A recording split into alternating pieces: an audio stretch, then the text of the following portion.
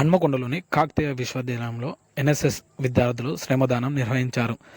August 15 స్వతంత్ర దినోత్సవం సందర్భంగా NSS coordinator doctor Eesam Narayana ఆధ్వర్యంలో కాకతీయ యూనివర్సిటీ మొదటి గేటు వద్ద రోడ్డుకు ఇరువైపులా పెరిగిన పిచ్చి మొక్కలను తొలగించారు.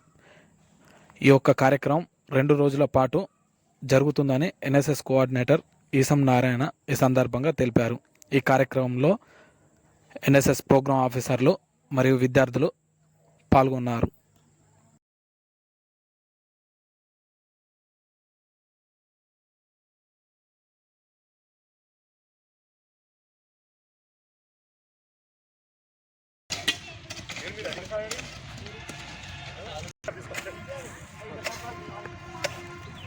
బాగా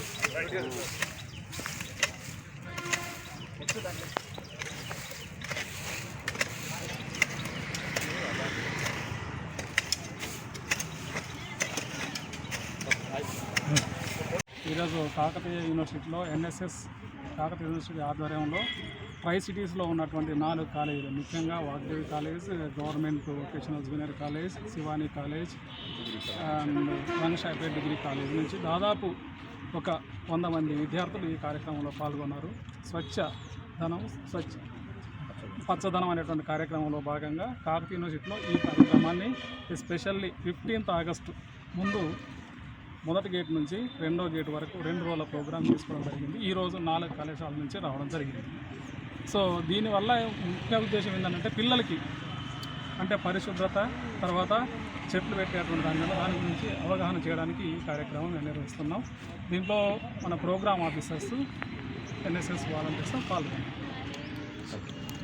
ఈరోజు ముఖ్యంగా ఎక్కడైతే మన గేట్ దగ్గర ఉందో గేట్ దగ్గర మొత్తం పేరుకుపోయినటువంటి అది సింగిల్ యూజ్ ప్లాస్టిక్, ముఖ్యంగా సింగిల్ యూజ్ ప్లాస్టిక్ అయితే చెత్త, చెదారం ఇవన్నీ కూడా ఎక్కడ మనకు ఎందుకంటే ఫస్ట్ గేట్లో యూనివర్సిటీలో ఎక్కడంటే ఫస్ట్ గేట్, సెకండ్ గేట్లో ముఖ్యంగా ఈ ప్రాంతంలో అయితే ఎక్కువగా బర్త్డే పార్టీలు జరుగుతాయి.